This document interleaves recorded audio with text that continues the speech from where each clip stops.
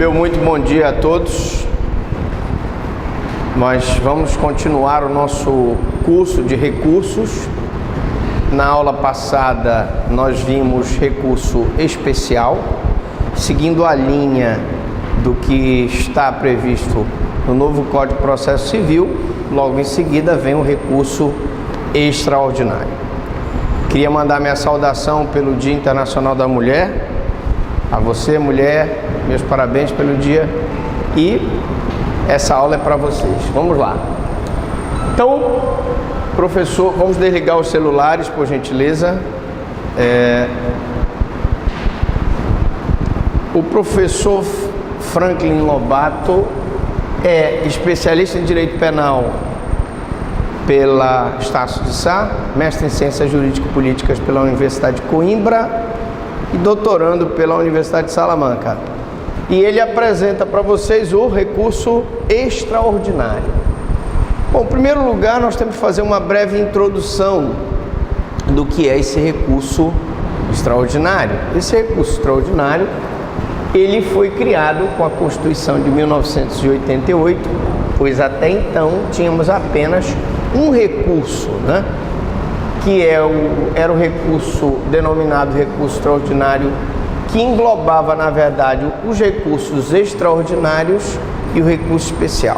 Então, preste atenção. O primeiro ponto aqui da nossa aula é dizer que, antes da Constituição de 88, esse recurso extraordinário que existia antes, ele não é igual ao recurso extraordinário que existe hoje. Porque, na verdade, ele englobava o recurso extraordinário e o recurso especial.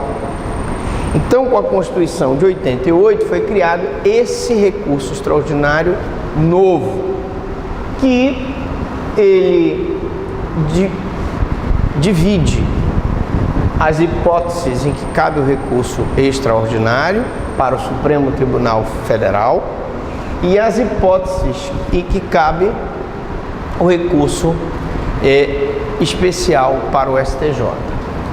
Mas, com o aumento das causas que passaram a chegar ao Supremo, a Carta Magna de 88 distribuiu a competência entre STJ, recurso especial, e STF, recurso extraordinário, sendo que o STJ seria o guardião das leis federais e o Supremo Tribunal seria o guardião da Constituição. Ok? Pode deixar aí, obrigado. Vamos continuar falando sobre o recurso especial e o recurso extraordinário.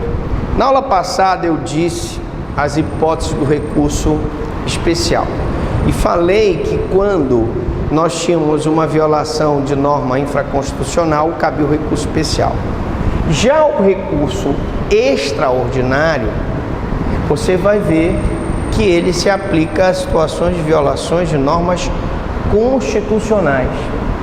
São recursos excepcionais que foram divididos entre as duas cortes máximas da República, o STJ e o Supremo, cabendo exclusivamente ao Supremo Tribunal Federal o julgamento do recurso extraordinário e ao Superior Tribunal de Justiça o julgamento do recurso especial. Até aqui muito fácil, apenas delimitando que o recurso especial é julgado no STJ e o recurso extraordinário é julgado no Supremo.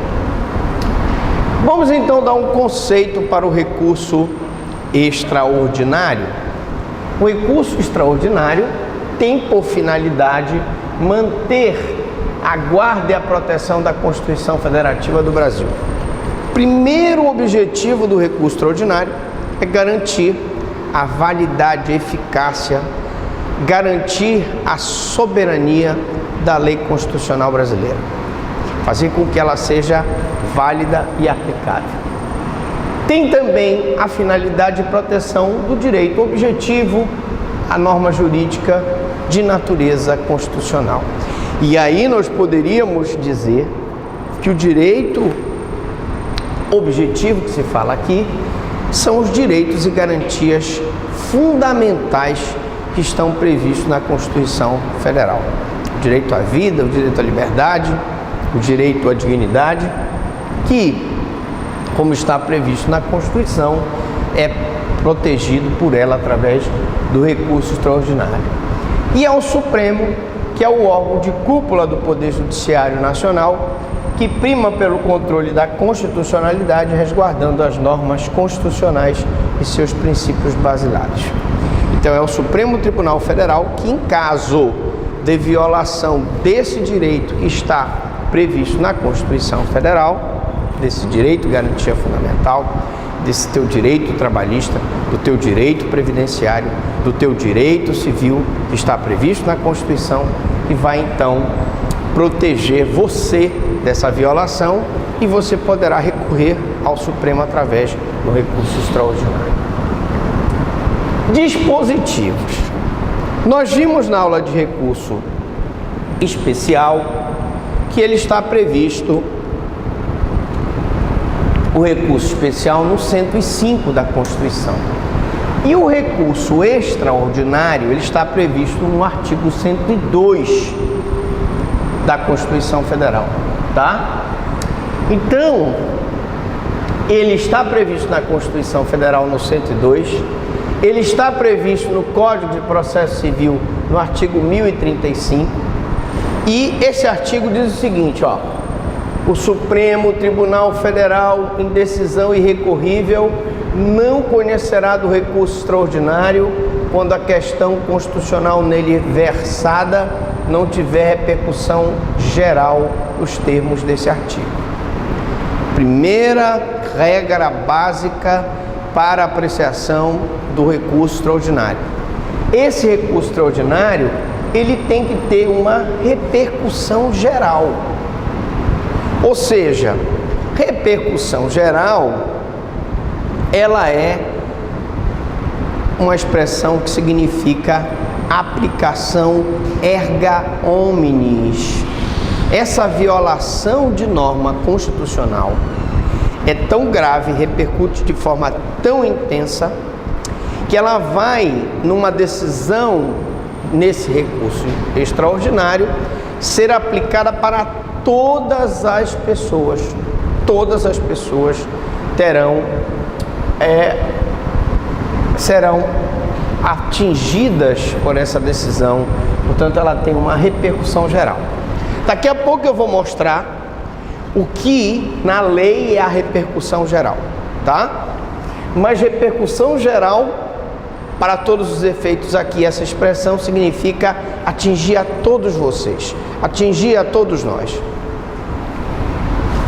Também existem dispositivos do regimento interno do Supremo Tribunal Federal que disciplinam a tramitação do recurso extraordinário.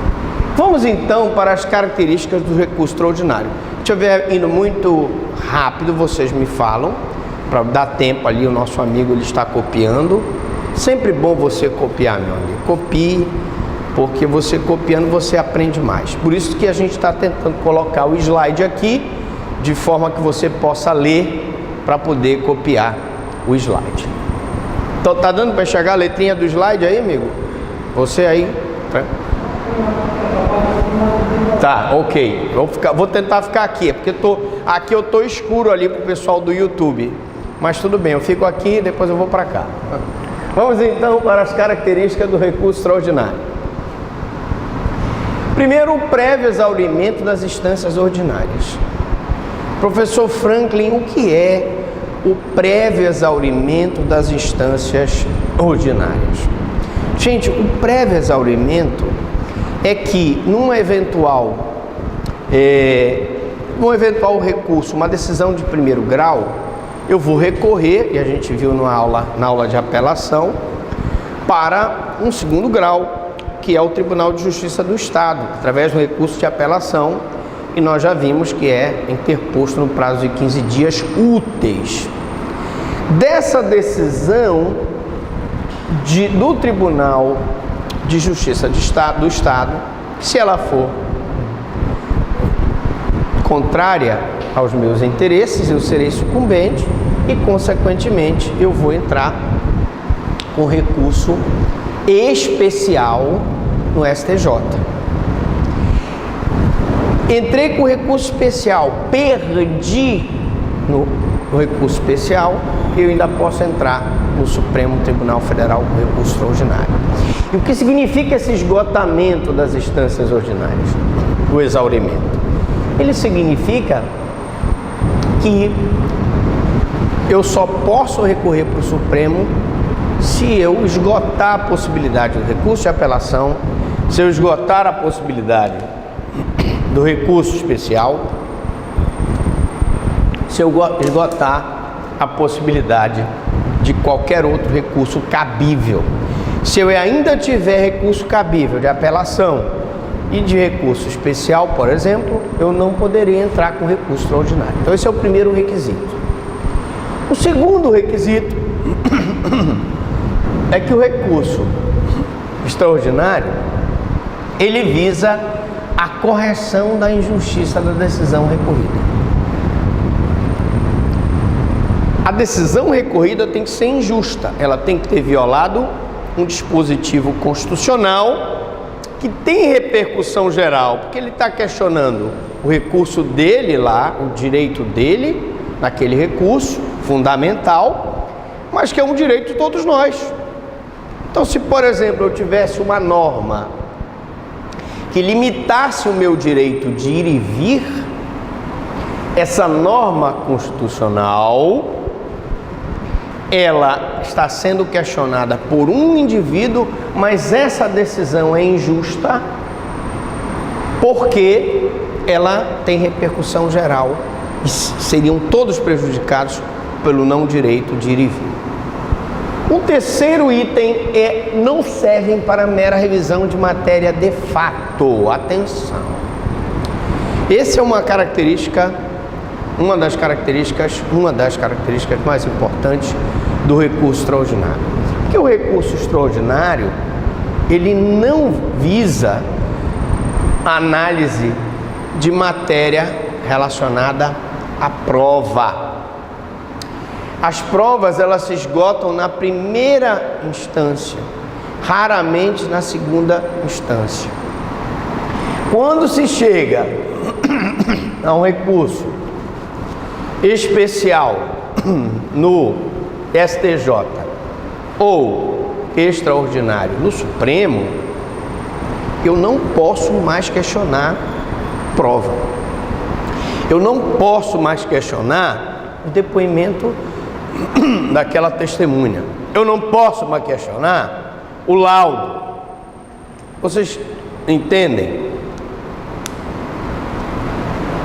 que aqui no Supremo Tribunal Federal eu vou questionar matéria de direito, eu vou questionar matéria constitucional, eu vou questionar a violação do direito fundamental, eu vou questionar a violação daquele direito social que está previsto na Constituição. Então, seja ele de primeira, de segunda ou de terceira geração, a matéria tem que ser matéria de direito violado e não de fato. O quarto, que apresenta juízo de admissibilidade desdobrado. Professor Franklin, o que é o juízo de admissibilidade desdobrado? Bom, gente, o juízo de admissibilidade desdobrado nada mais é do que o duplo exame do juízo de admissibilidade. Quando você ingressa com recurso extraordinário, você primeiro manda a primeira petição, ela é encaminhada para o juiz que proferiu a decisão que você está recorrendo. Imaginemos que seja uma decisão do STJ. Então você vai encaminhar o recurso extraordinário para o STJ.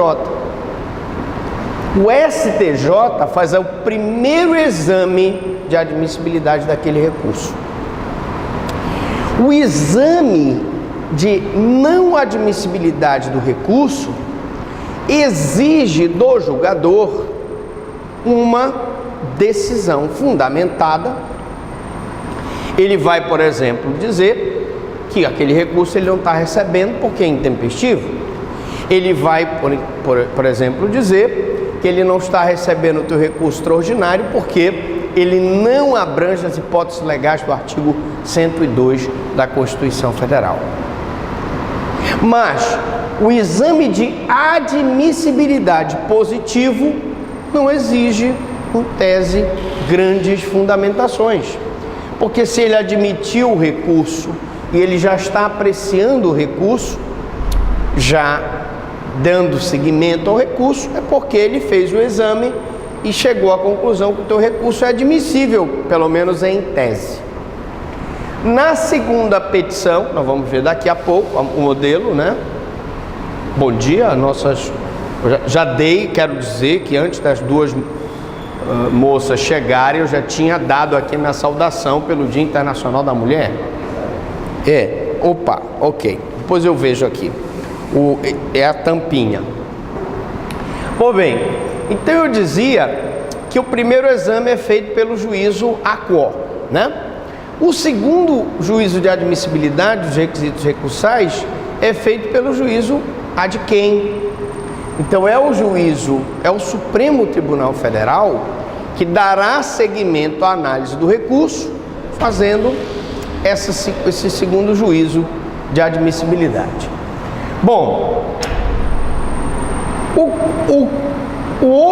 a outra característica, que é a quarta característica, né? A quinta característica, é que eles possuem fundamento de natureza constitucional. O fundamento de natureza constitucional é que nós só vamos poder ter a análise desse recurso extraordinário se ele estiver dentro das hipóteses que daqui a pouquinho nós vamos ver aqui. Então, violação da norma constitucional, ele negar validade a tratado, ele dar uma interpretação, uma norma local contra uma norma constitucional, etc. E, finalmente, a letra F, que é a sexta característica do recurso extraordinário, que a execução se faz na sua pendência, ela é provisória. Essa questão aqui é uma questão muito importante, porque se discute hoje a possibilidade da execução provisória após uma decisão de segundo grau. Nosso entendimento é de que, e eu expliquei isso, já venho explicando em algumas aulas anteriores, o próprio Supremo Tribunal Federal, ele diz, já disse em 4 vezes, em 4 momentos, 4 oportunidades, que é possível, após uma decisão de segundo grau, confirmatória de uma sentença de primeiro grau, a execução daquela pena. E que aquele, por exemplo, condenado vá cumprir a pena privativa de liberdade. Ontem eu estava estudando o entendimento e ouvi um pronunciamento do nosso querido professor Luiz Flávio Gomes. E ele estava dizendo que não, que nem o Supremo pode, através de decisão, impor esse cumprimento da pena após a decisão de segundo grau, nem o juiz, o ministro Sérgio Moro, pode, através de uma alteração das medidas contra a corrupção, pretender, através de lei ordinária, impor esse cumprimento de pena provisória. Meus amigos, eu queria dizer para vocês que cada um de nós tem o direito de ter essa opinião. Nós vivemos num país democrático. O fato é que o fundamento jurídico dessa execução provisória, e é isso que tem que se deixar bem claro, é que essa execução provisória, esse cumprimento de pena após uma decisão de segundo grau, violaria o princípio da não culpabilidade ou presunção de inocência, como vocês queiram. E digo aos senhores que em vários países, Inglaterra, Estados Unidos, França, já se cumpre essa execução provisória após uma decisão de segundo grau. E no Brasil especificamente, nós precisamos entender que esse cumprimento após uma decisão de segundo grau, confirmatória de uma sentença proferida por um juiz singular, ele é mais do que justo, devido justamente à nossa quantidade de recursos que nós estamos vendo nesse curso de recursos que vocês estão vendo aqui, e que por conta dessa quantidade de recursos, se eu der a todos eles um caráter de um efeito suspensivo, eu nunca vou chegar ao cumprimento da pena, ou vou chegar ao cumprimento da pena como aquele deputado lá de São Paulo, que eu não quero pronunciar o nome, que desviou recursos públicos e que já quando foi condenado já está velhinho, já não consegue mais andar. Ou aquele juiz que desviou recurso junto com aquele senador lá do TRT de São Paulo, que o senador agora vai sair, vai cumprir em regime semiaberto, sem ter restituído aos cofres públicos o valor que ele desviou do Tribunal de Justiça, lá do Tribunal do Trabalho de São Paulo. Isso é uma vergonha. Ou aquele jornalista que matou aquela moça, também jornalista, que porque tem poder econômico, vem recorrendo, e nunca foi cumprida essa pena, e tantos outros. Então o que você, brasileiro, quer? O que você, aluno, quer? Você quer a impunidade? Ou você quer um novo Brasil?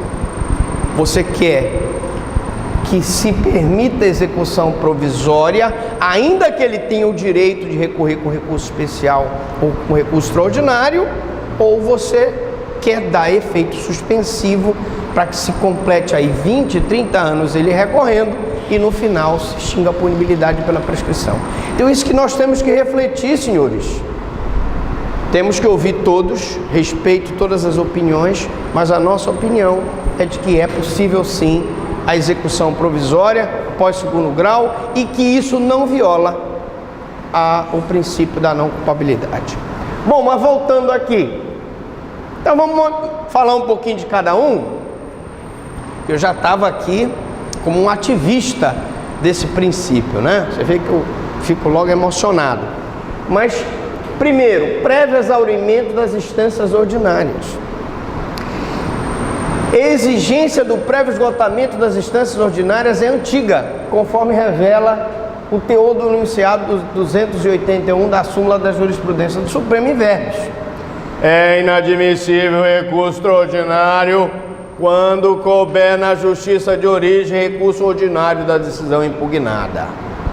Enquanto eu tiver um recurso de apelação que eu puder dar entrada, enquanto eu tiver um recurso especial que eu puder dar entrada, eu não posso entrar com o recurso extraordinário, porque ele precisa do prévio esgotamento das instâncias ordinárias. É o primeiro ponto. Segundo ponto, não visam a correção da injustiça da decisão recorrida. A decisão, gente, ela não é uma questão de injustiça da decisão. É uma questão de que se aquela decisão violou uma norma constitucional, cabe recurso extraordinário. Eu posso ter decisões injustas que não violam normas constitucionais. Você, meu amigo, imagina você, um rapaz que trabalhou a vida toda, e mudam a tua previdência, tu vais ter que trabalhar 40 anos, ter contribuído 40 anos e só poderás te aposentar com 65 anos. Tu podes achar injusto, eu também acho injusto, não é? Mas se esta norma for aprovada por uma emenda constitucional, estiver na Constituição, tu vais poder recorrer o recurso extraordinário? Não. Porque a decisão é injusta, mas não viola a norma constitucional. Vejam o que está querendo se dizer aqui. Você pode até achar injusta a decisão, mas ela não cabe. Então, que a decisão recorrida efetivamente afastou-se das diretrizes constitucionais na medida em que não percebeu que há inabilitação ou desclassificação de licitante em causa, funda-se em texto afrontoso à Constituição Federal. Uma desclassificação de um licitante numa licitação, ela só ensejará o recurso extraordinário se ela violar uma norma constitucional.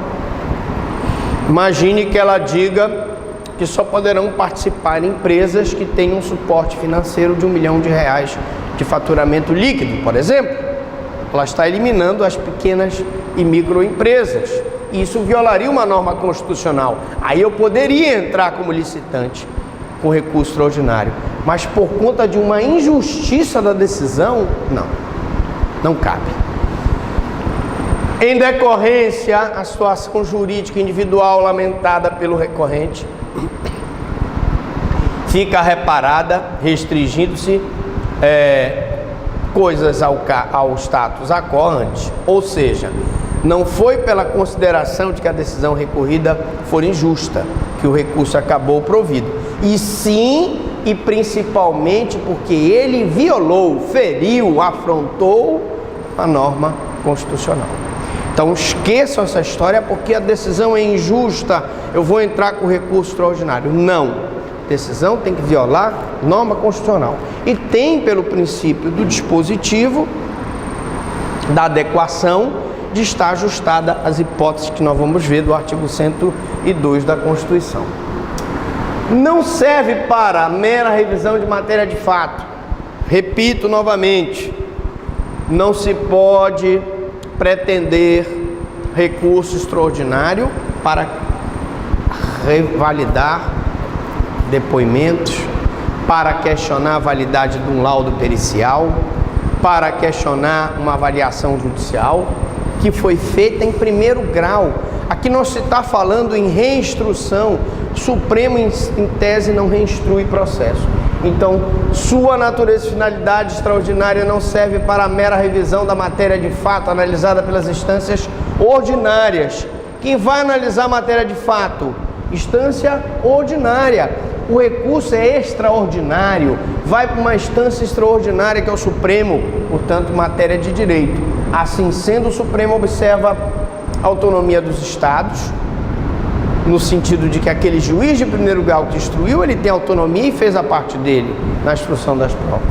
Em relação aos fatos, caberá em última palavra, a última palavra sobre os fatos do processo, ou seja, os tribunais dos estados, e o Supremo cabe analisar matérias constitucionais eminentemente de direito, tá?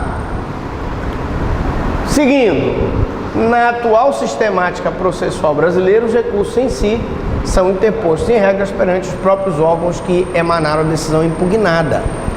E esse órgão, primeiramente, é que faz a análise do juízo de admissibilidade. Vimos isso em outra aula aqui.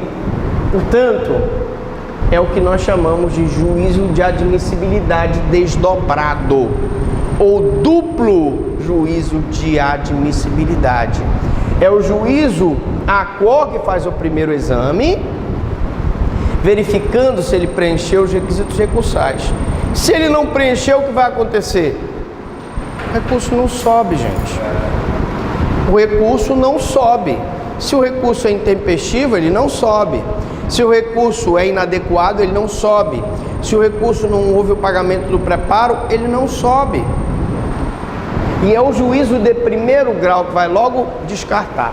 Numa segunda fase, só em uma segunda fase, é que se encaminha o órgão a de quem o pedido de novo julgamento, ficando bem nítida uma discussão, uma divisão discutida em duas instâncias, que se chama justamente desdobramento ou juízo de admissibilidade desdobrado. Beleza? Tranquilo? Vamos seguindo. Bom, aí agora nós vamos entrar nos fundamentos de natureza constitucional. Vamos lá. Fundamentos de natureza constitucional. Vou botar aqui a tampinha do Mike. Depois ela cai de novo. Quais são os fundamentos de natureza constitucional do recurso